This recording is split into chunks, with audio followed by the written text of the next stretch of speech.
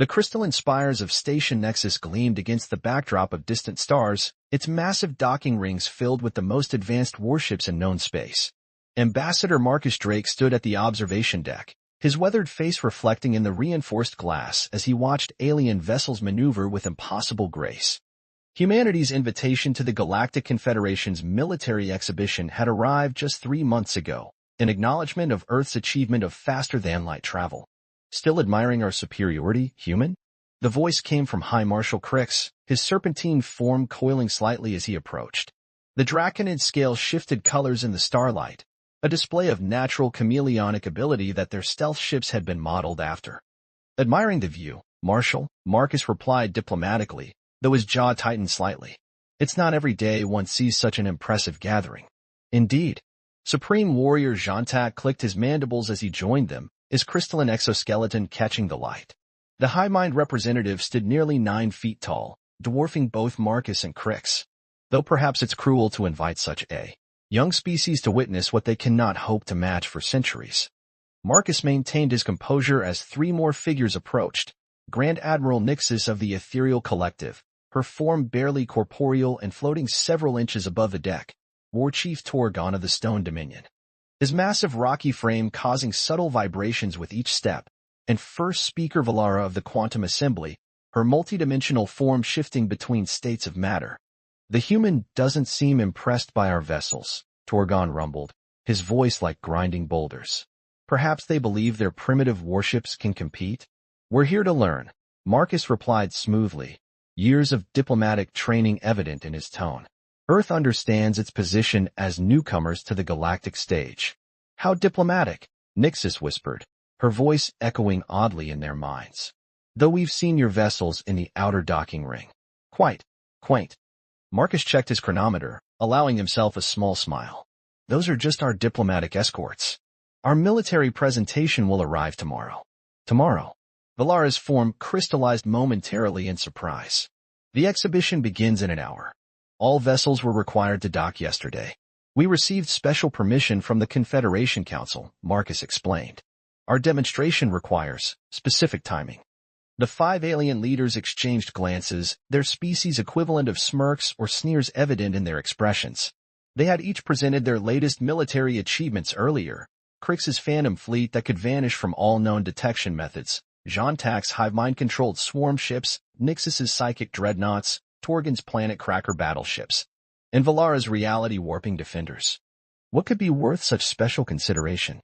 Crix asked, his scales rippling with barely contained amusement.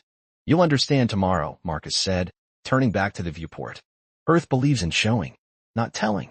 As the alien leaders moved away, their mocking laughter barely concealed, Marcus tapped a small device in his collar. Status report? Operation Humble Giant is on schedule, Ambassador, came the encrypted response from Captain Diana Reeves. The Prometheus is ready. They won't know what hit them.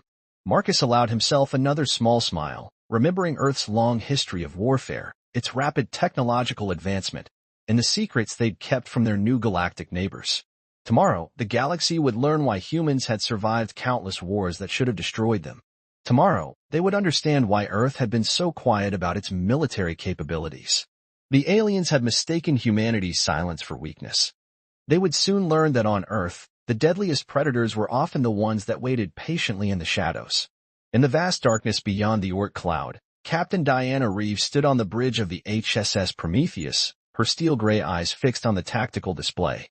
The massive warship hung motionless in space, its revolutionary quantum drive cooling after the long journey from Earth.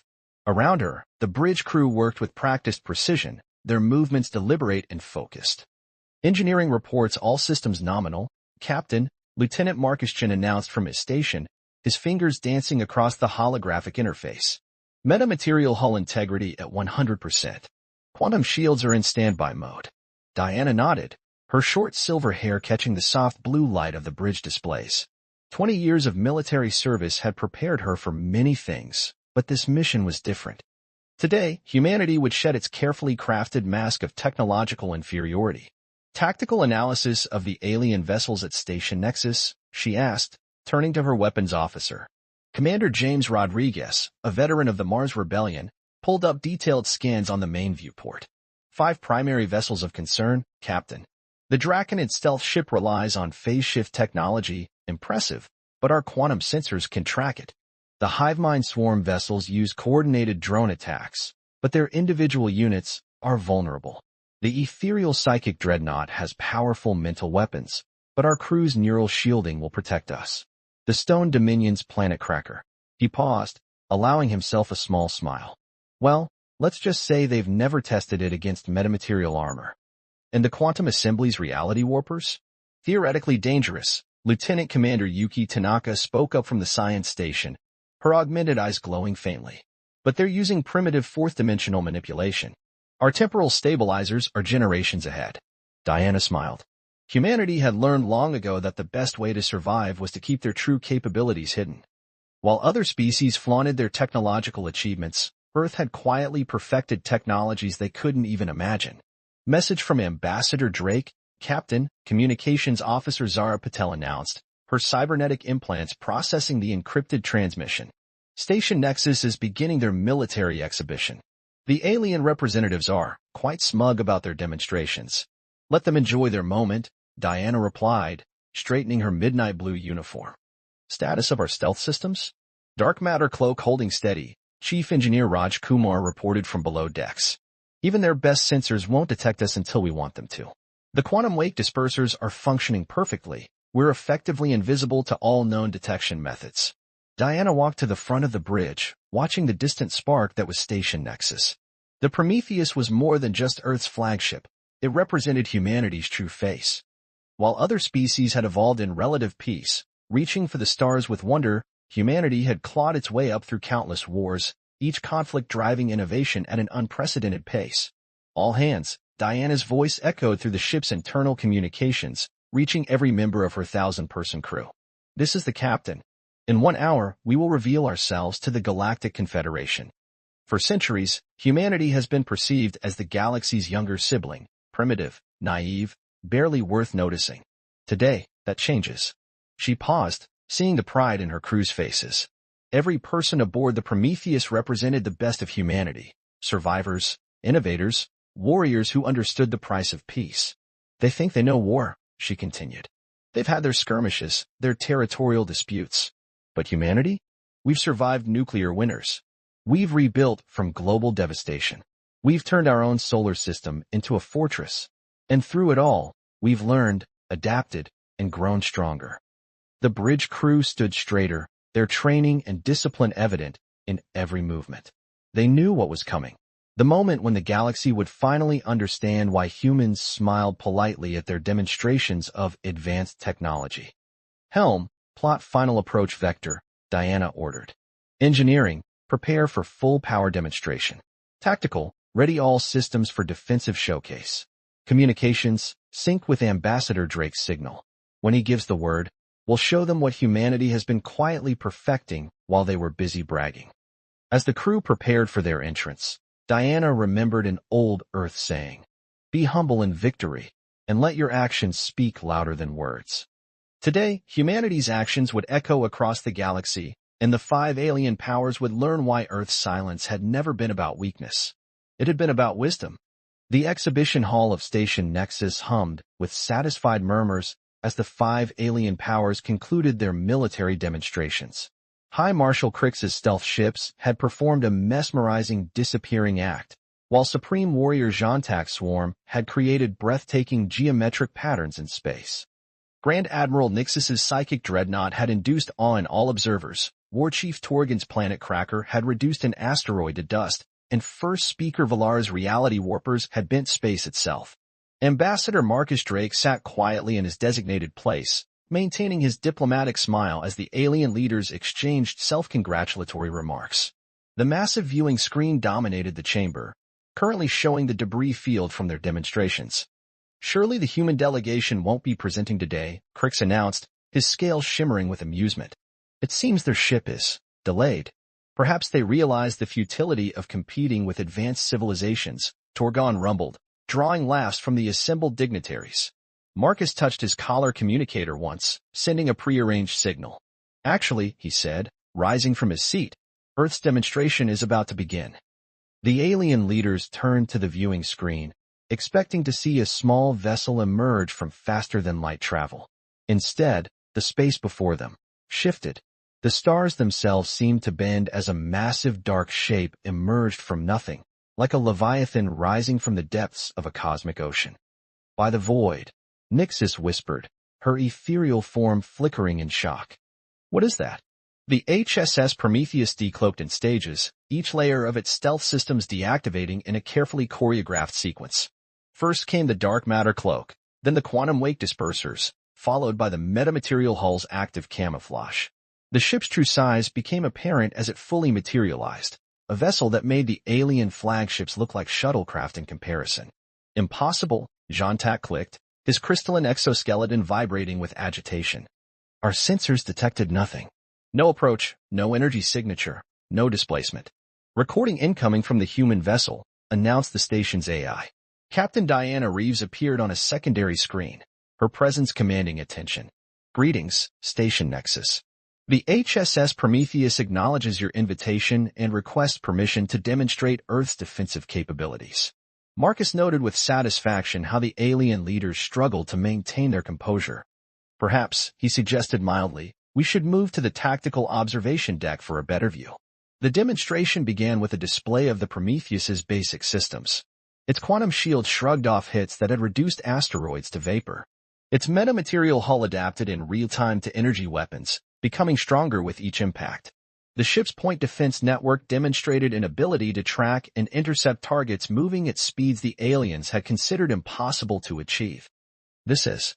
First speaker Valara's form solidified in shock as the Prometheus demonstrated its offensive capabilities.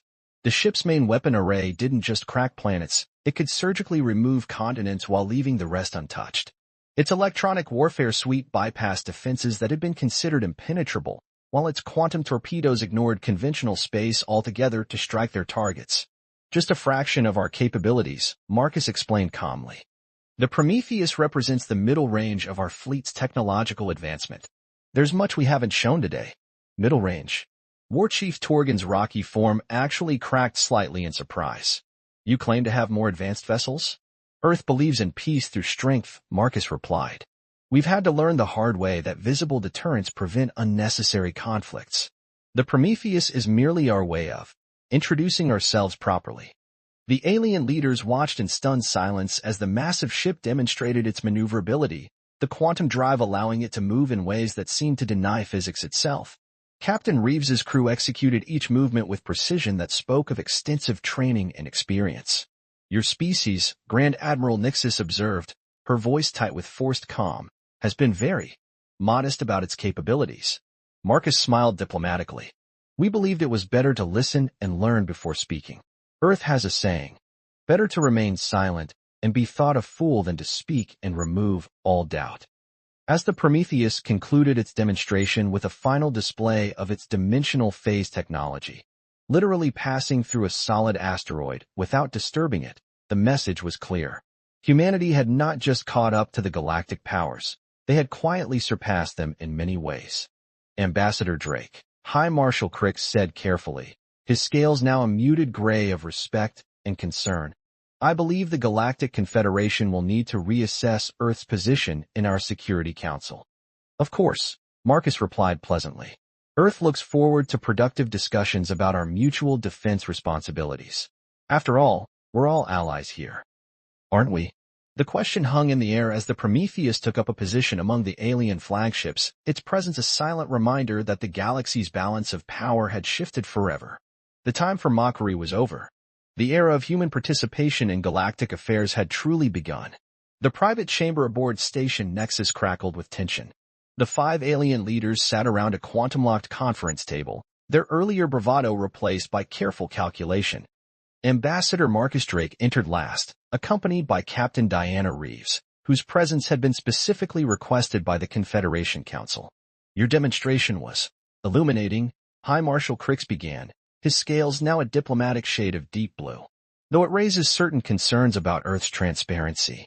"Transparency?" Diana's voice carried a hint of steel. "Like the transparency of the Draconid Empire's secret military installations in the Carina sector?" Crix's scales flickered in shock. Supreme Warrior Jean-Tac's crystalline form vibrated with alarm. How did you? Or perhaps, Marcus interrupted smoothly, the transparency of the Hive Mind's experimental bioweapon research on Proxima B? The chamber fell silent. Captain Reeves activated a small holographic projector, displaying a galaxy map marked with highlighted points. Earth has been aware of every major military installation, secret research facility, and hidden fleet movement since we achieved FTL capability. We simply chose not to mention it.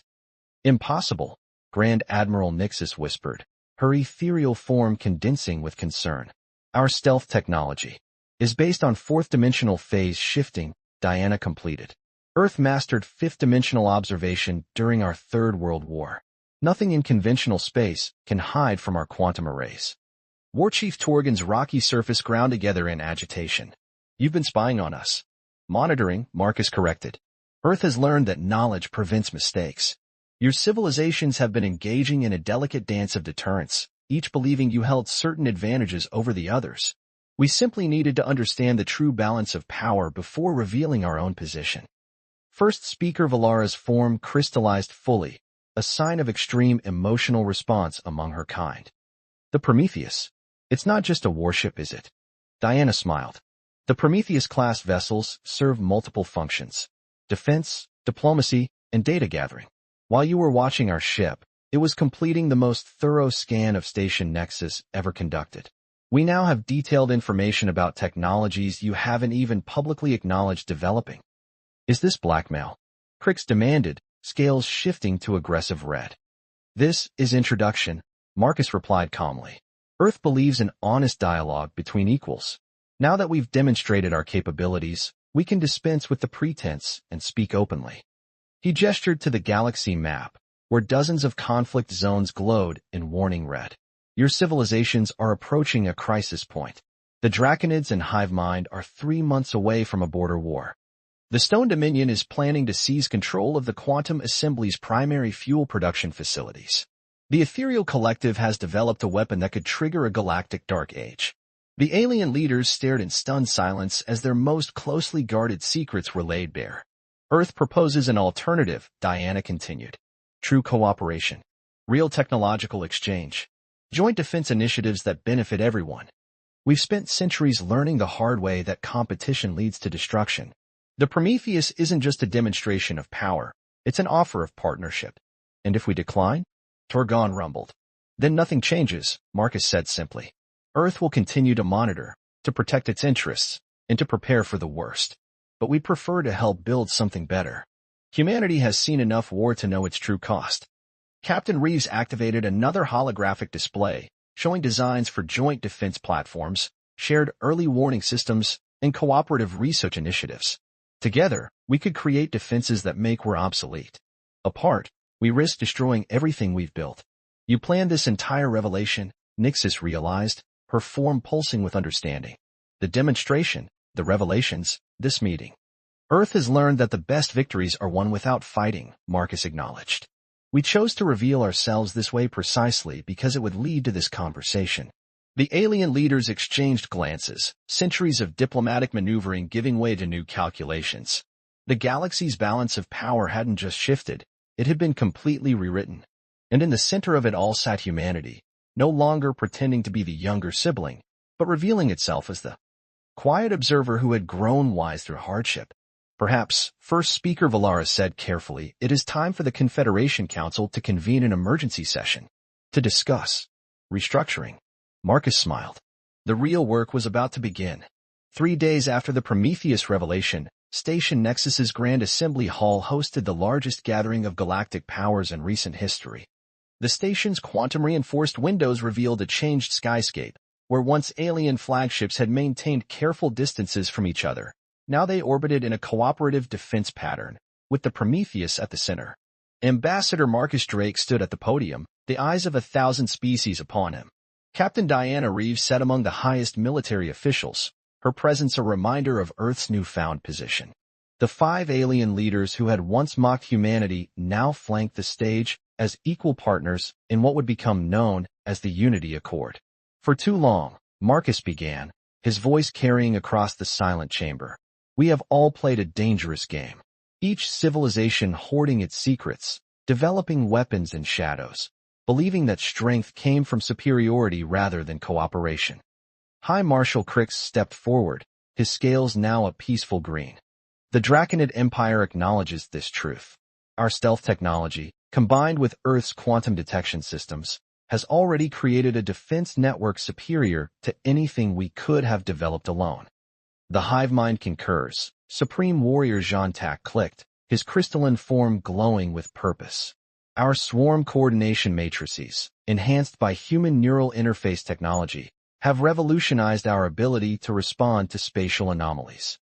Captain Reeves activated the central hologram, displaying the first fruits of their cooperation, a new type of garrison station that incorporated technologies from all 6 civilizations. This is just the beginning, she explained. Earth's history taught us that true peace doesn't come from having the biggest weapons, but from making conflict itself obsolete. The display shifted, showing the successful test of the Combined Defense Initiative. Grand Admiral Nixus's ethereal powers, amplified by human quantum processors, created psychic shields that could protect entire star systems. Warchief Torgan's material science, merged with Earth's metamaterial research, had produced armor that adapted to any attack. First Speaker Valara's reality warping abilities, guided by human temporal mathematics, could now prevent spatial incursions before they occurred. But the greatest achievement, Marcus continued, isn't technological. It's understanding. Earth kept its capabilities hidden not out of fear or deception, but because we needed to comprehend the true nature of galactic politics.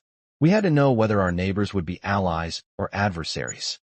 Diana stood, her uniform gleaming under the assembly hall's lights. Humanity's history is written in blood and fire. We've destroyed our own world more than once, rebuilt from ashes, and learned lessons that seem to be universal constants.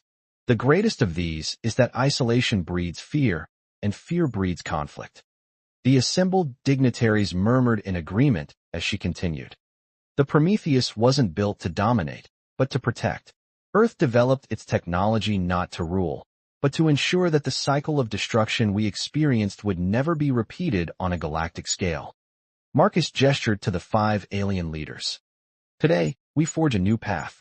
The Unity Accord isn't just a treaty, it's a commitment to shared progress. Each of our civilizations brings unique strengths, perspectives, and technologies. Together, we create something greater than the sum of its parts. First Speaker Valara's form shimmered with emotion. The quantum assembly recognizes the wisdom in Earth's approach. We had become so focused on individual power that we forgot the strength found in unity. The assembly hall screens displayed the first joint project, a massive defensive array that would protect all aligned worlds from external threats. But more importantly, they showed shared scientific initiatives, cultural exchange programs, and economic cooperation plans. Let history record, Marcus proclaimed, that the age of secrets and shadows ended not with a war, but with understanding. The galaxy stands at the dawn of a new era, one where strength comes from cooperation, not competition. As the Unity Accord was signed, Captain Reeves smiled, remembering the mockery from just days ago. Humanity had achieved something far greater than merely proving its military might. They had transformed potential adversaries into genuine allies, turning a moment of revelation into an opportunity for lasting peace. The Prometheus hung in space above Station Nexus, its quantum shields now linked with those of its former rivals, their combined power creating an aegis of protection that would safeguard civilization itself. Earth's greatest victory hadn't come from the strength of its weapons, but from the wisdom to know when not to use them. In the end, humanity's true gift to the galaxy wasn't their advanced technology or hidden power. It was the hard-won knowledge that the strongest shields are built not from metal and energy, but from trust and cooperation. The universe would never be the same, and that was exactly what Earth had hoped to achieve all along.